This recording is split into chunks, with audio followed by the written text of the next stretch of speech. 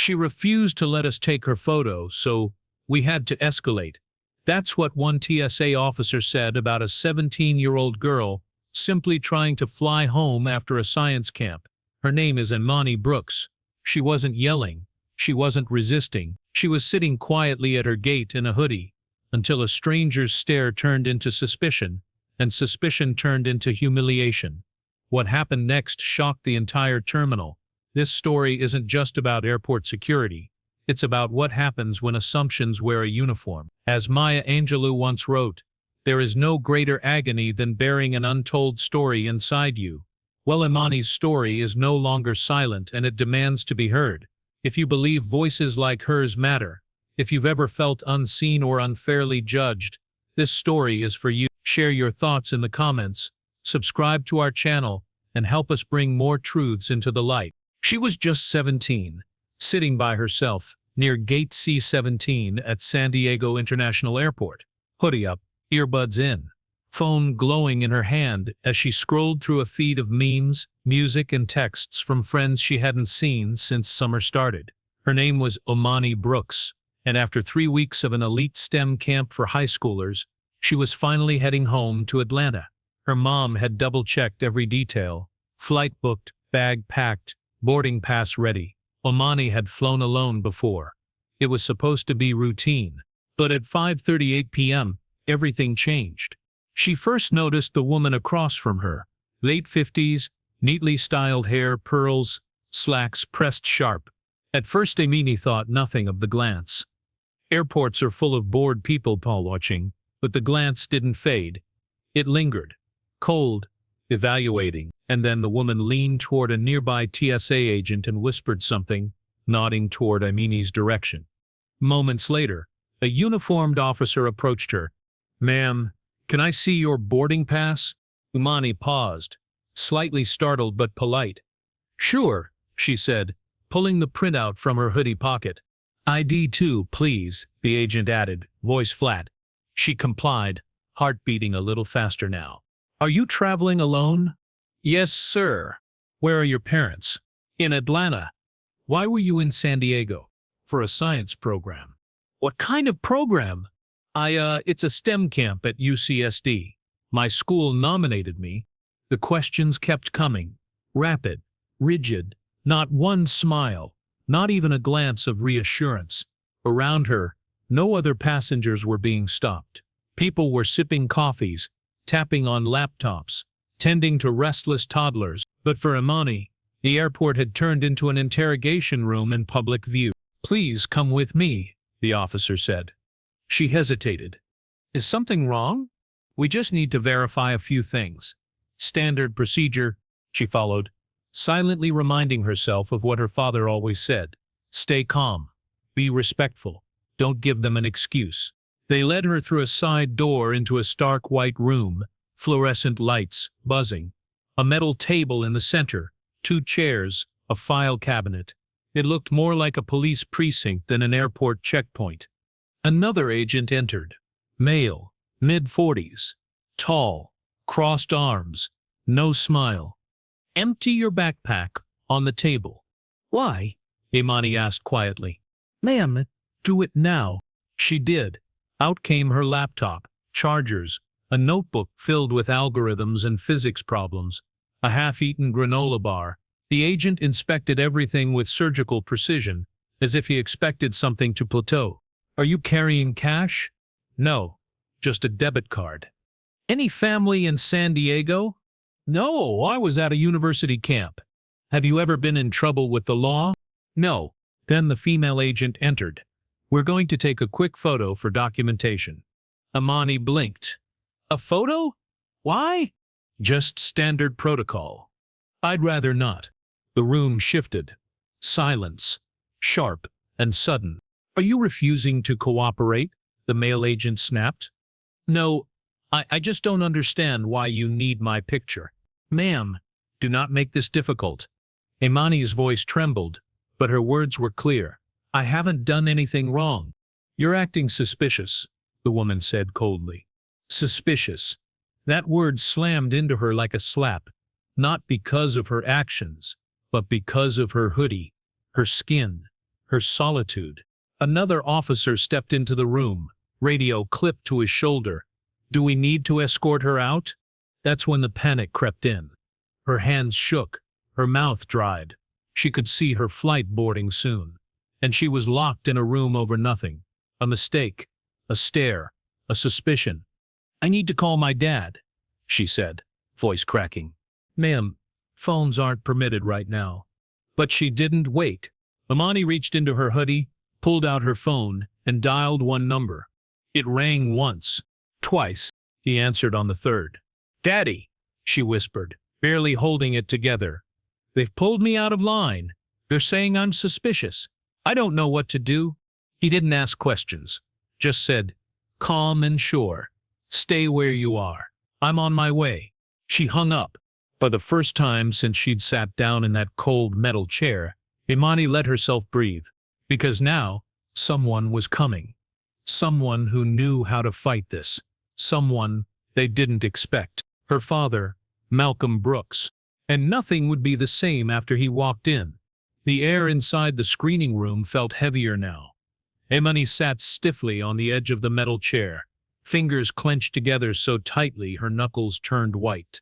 Her backpack lay open, contents sprawled across the table like evidence in a crime drama. But she wasn't a criminal. She was a high school student, barely 5'4", wearing a hoodie and sneakers, her only threat being the color of her skin and the quiet way she carried herself. The door creaked open again. Another agent stepped inside, tall, pale, buzz-cut, clipboard in hand. His badge read D. Holt. His eyes flicked to Imani, then to the others. "Still not cooperating?" he asked. "I haven't done anything wrong," Imani said softly. "She refused to let us take a photo," the female officer answered. "I didn't refuse. I asked why," Imani corrected, trying to keep her voice from shaking. "You raised your voice," the man countered. That wasn't true. She hadn't even lifted her tone above a whisper. But in this room truth felt irrelevant. Holt leaned in. "Let me be clear. We can detain you longer. You're flying alone. No guardian. No local contacts. If you're not going to answer questions or follow procedure, we can call airport security." Imani blinked fast, willing the tears not to fall. "I've answered everything. I just want to go home." "Then prove you're not hiding anything," Holt replied coldly. "Let us take the photo." Imani looked down at the table. She could see her journal, pages of handwritten notes from camp lectures, coding exercises, diagrams of electrical circuits, the stuff that made her proud, the stuff she'd worked so hard on. But none of it mattered here. A chime buzzed from the intercom outside the room. The agents paused.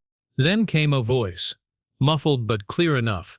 "Mr. Malcolm Brooks here to see TSA supervisor. Immediate entry requested." Imani's heart leapt. The officers looked at each other. Holt's posture stiffened. The woman turned toward the door. Seconds later, it opened.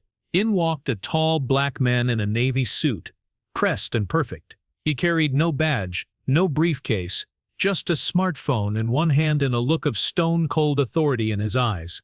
"Who's in charge here?" he asked, voice smooth but commanding. "I'm lead officer on the screening," Holt replied, stepping forward. Malcolm didn't blink. "Then you're the one who's about to explain to me why my daughter was detained without cause, questioned without a guardian present, and threatened over nothing more than traveling while black." Holt stiffened. "Sir, this is a restricted area." "Not anymore," Malcolm cut in. He held up his phone. "I just got off the line with TSA Regional Counsel and the San Diego Airport Authority. They know who I am. More importantly, they know who she is, and they're aware she was singled out without probable cause." No one spoke. The female officer cleared her throat. Her ticket was flagged for secondary screening. "How many other passengers on Flight 272 were flagged?" Malcolm asked sharply. Silence. "I'll wait," he added, gaze never leaving Holt. None of them answered. "Exactly," Malcolm said. He walked over to Imani, placed a hand gently on her shoulder, and looked her in the eye. "You okay?" She nodded, but her face was pale. "Bag your things, sweetheart. We're leaving." "We need her to sign the screening acknowledgement," the female agent blurted out. No, you don't, Malcolm replied. You needed consent for this entire process, and you bypassed it. That's a violation of TSA policy and basic civil rights law. She won't be signing anything. He turned back to Holt. This isn't over. I'm filing a formal complaint with the Department of Homeland Security, and I'm naming names. Every one of you in this room. The temperature dropped. Outside, the airport continued humming. Boarding announcements, luggage wheels, parents corralling toddlers. But inside that tiny room the world had shifted. Walk her back to her gate, Malcolm said. Now, and when you do, you're going to apologize. Loud enough for people to hear. Falling in behind him, the agents obeyed. As they stepped into the terminal, the contrast was immediate. People looked up. Some remembered Imani being escorted away earlier. Now she walked beside a man who radiated strength and purpose, while behind her shuffled the same officials who'd tried to intimidate her. Their eyes were low, shoulders tense. At gate C-17, her seat was still empty, her carry-on untouched beneath it. Malcolm turned, arms folded. "Well," he said. The female officer's voice cracked. "We sincerely apologize for the inconvenience." "Inconvenience?" Malcolm repeated with a laugh, void of humor. "She's 17. Your assumptions almost got her removed from an airport. That's not a mistake. That's profiling." Passengers stared. Some filmed. Imani adjusted her backpack. She didn't speak. Not yet. She didn't have to. The silence said enough. She had been silenced, suspected, and dismissed. But now, the silence belonged to them. And for the first time in hours, she felt seen.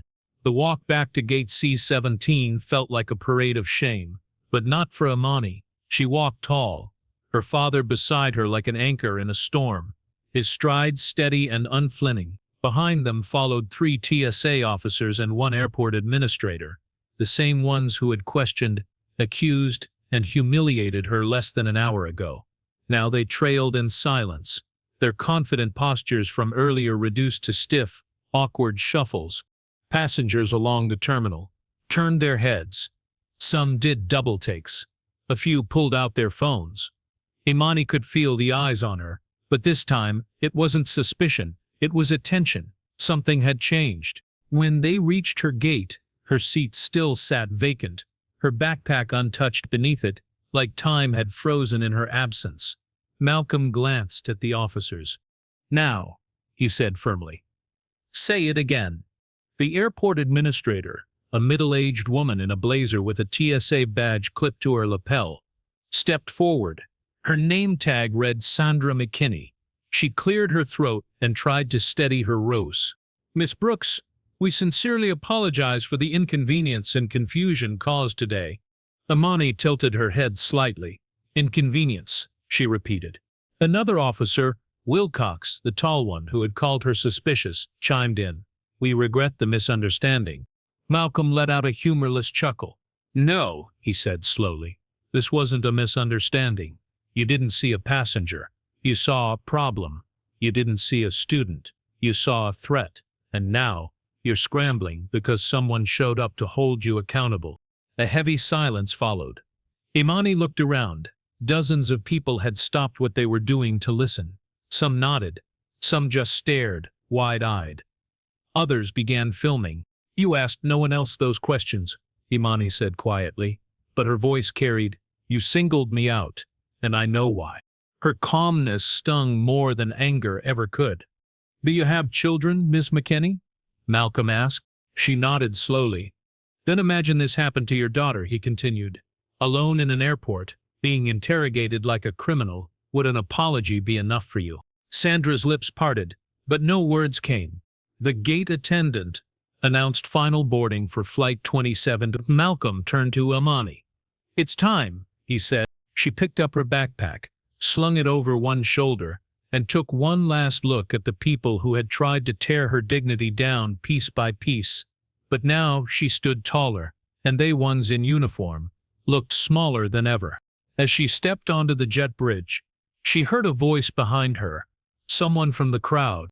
"Stay strong, baby girl." She turned just enough to nod. On the plane, she made her way to her window seat. 18A. The hum of the cabin, the click of seatbelts, the overhead bins slamming shut, all felt distant, like background noise in a dream. She placed her backpack under the seat in front of her and sat down slowly. The flight attendants moved through the aisle. People scrolled through their phones. Someone coughed. Life continued. But Imani's world had shifted. She stared out the window, the sun beginning to dip beneath the horizon, casting long shadows over the tarmac. Her reflection in the glass looked tired, older somehow, but her eyes, they were clear, focused. Her phone buzzed. A message from her father.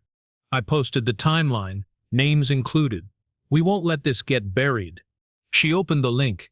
It led to a post on his firm's official website. The headline hit like a bolt.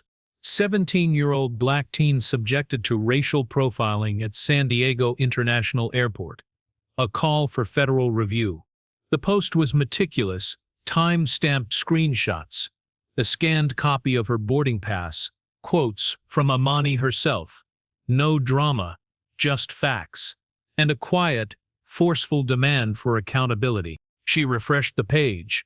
Shares 2,103. Comments 300 plus. It was spreading fast. Her heart beat louder, not from fear this time, but from something steadier, purpose. She opened her notes app and began to type. They thought I was alone. I wasn't. And I'm not the only one. She paused, then hit save. Outside, the plane began to taxi. She watched the airport shrink beneath her, but the weight of what had happened didn't lift. It pressed into her not as a burden, but as a truth. One she couldn't forget, and wouldn't let others ignore. By the time the plane was 30,000 feet in the air, Imani had replayed the entire encounter at least a dozen times. Every question, every glare, every moment she was made to feel like she didn't belong. The hum of the engines was steady, but her thoughts were anything but. She sat by the window, forehead pressed against the cool glass, watching the sun dip lower in the sky. The light painted streaks of gold across the clouds, but Imani felt none of its warmth. Instead, she felt the slow, simmering burn of disbelief, and something deeper, a quiet resolve she hadn't known she carried. Her phone buzzed again. It was a notification from Twitter. "Hey Brooks, civil rights. This is bigger than one flight. This is about who we choose to believe and who we choose to suspect. Justice for Imani." Her father's post had exploded. Within the first hour, it had been shared over 10,000 times. Civil rights organizations began tagging the TSA and San Diego Airport directly. Journalists messaged his office. Activists shared their outrage.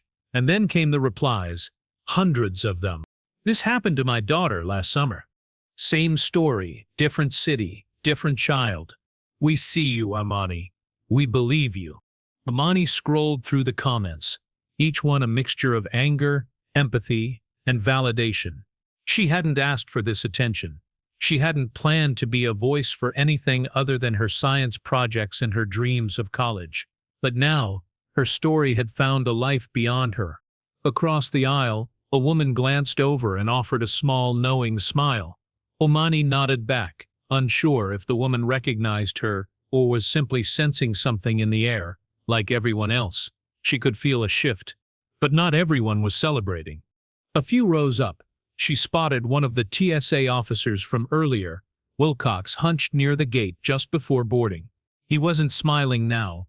He wasn't posturing. He looked cornered. Two other airport officials stood beside him in a tense huddle, their voices low, their body language defensive.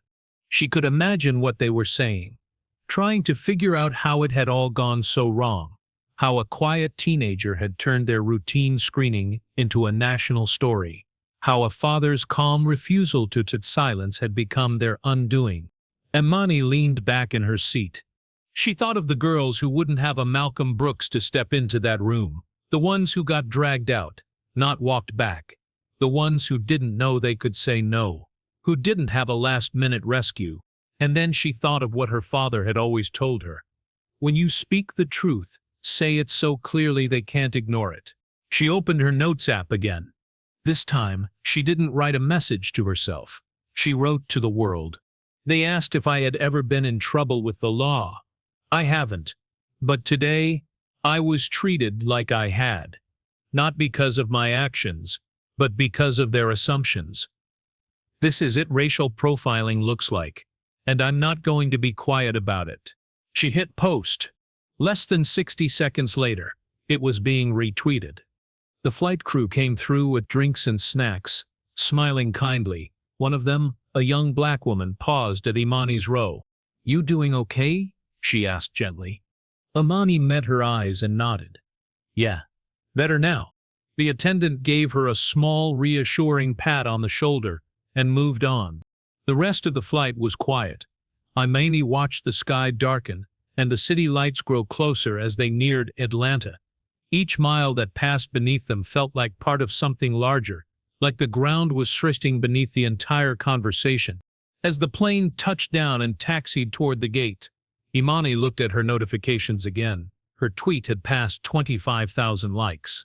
The hashtag Justice for Imani was trending across Russell states. She didn't feel victorious. Not yet. But she didn't feel invisible either. And that, in itself, was something. She pulled her hoodie tighter around her shoulders and whispered to herself, "I'm not the only one, but I'll be one who speaks." The seatbelt light turned off. The cabin lights flicked on. And just like that, the world was watching. The moment Imani stepped off the plane in Atlanta, the air felt heavier. Not because of the thick Georgia humidity, but because of everything she was carrying. The weight of humiliation, of being seen as a threat, of having her innocence questioned, but also the weight of something new, attention, momentum, change. Her mother was waiting just beyond the security line, eyes wide, arms open. Imani didn't hesitate. She walked straight into her embrace and held on longer than usual. No words were exchanged at first. They didn't need to be. Her mom already knew. By the time Imani had landed, her father's post had gone viral. Major media outlets had picked it up. CNN, MSNBC, local news stations in California and Georgia. They had quoted her directly from the tweet she'd written mid-flight. Not because of my actions, but because of their assumptions. That one sentence had become a rallying cry. Within hours, the internet erupted. Civil rights leaders called for an immediate investigation into TSA screening practices. Hashtags like "Flying While Black" and "Justice for Imani" began trending nationwide. Stories from other black travelers poured in. Teenagers, parents, business professionals, all sharing moments when they were stopped, questioned, or searched for no apparent reason. One message hit her inbox from a girl in Detroit. "Same thing happened to me last year. They accused me of forging my own boarding pass. I thought I was alone. I'm so glad you spoke up." Another, from a dad in Houston. "This is my worst fear. Every time my daughter travels without me. Thank you for making them see us." The pressure mounted. The TSA issued a public statement 2 days later acknowledging the incident and promising to review discretionary screening procedures. San Diego International Airport confirmed that 3 employees involved had been placed on administrative leave pending an internal investigation. Imani watched all of this unfold from her living room couch, wrapped in a blanket, her phone lighting up every few seconds. The fear hadn't disappeared, neither had the shame. But something stronger had taken its place: responsibility. She hadn't asked to become a voice for anyone. She just wanted to go home. But now that her voice was being heard, she wasn't going to let it fade into silence. That weekend, she sat down with her father in his office, not as a daughter needing protection, but as a young woman who understood what it meant to be seen and what it cost. They reviewed timelines, screenshots, statements. Malcolm taught her how to document clearly, how to present facts without exaggeration, how to stay grounded in truth. "This isn't about revenge," he reminded her. "It's about responsibility. You speak for those who couldn't." Imani nodded. She understood. On Monday morning, she published a blog post titled "The Gate Isn't Always Open" on her father's civil rights website. It wasn't angry. It wasn't bitter. It was detailed, factual, and deeply personal. She told the full story from the suspicious glance in the terminal to the silent walk back to her gate. Within minutes, it was shared thousands of times. By Tuesday, she was invited to speak on a national teen leadership podcast. By Friday, she had a Zoom meeting with a youth advisory board advocating for transportation equity. She didn't have all the answers, but she had something else: lived experience and a willingness to speak. A week after the incident, the TSA updated its website to include a new policy review section, citing community concerns raised by recent events. Malcolm told her it wasn't justice yet, but it was a step, and steps mattered. That night, Imani sat on her bed, laptop open, phone buzzing beside her. She scrolled through the comments again. Some were painful, some were powerful. All of them reminded her why her voice mattered. She clicked open a blank document and typed, "I used to think the worst thing was being invisible, but now I know being seen for the wrong reasons hurts more. Still, I'd rather be seen and speak than stay silent and disappear." She hit save. And in that moment, it was clear. She wasn't just a passenger anymore. She was part of the flight path forward. In a world that still too often judges by appearance instead of truth, Imani's story reminds us of the quiet power of standing up, even when your voice shakes. As Dr. Martin Luther King Jr. once said, "Injustice anywhere is a threat to justice everywhere." What happened to her wasn't just a moment. It was a mirror, reflecting how easily bias can dress itself as policy. But it also showed us something else, that when we speak out, when we stand beside one another, silence loses its grip. Maybe you felt overlooked, misjudged, or dismissed. Maybe someone you love has. If so, this story is for you. If it stirred something in your heart, don't let it stop here. Hit that like button, share your thoughts in the comments, and join our growing family by subscribing. This isn't just a channel, it's a space where truth gets to speak, and we'd be honored to have your voice here too.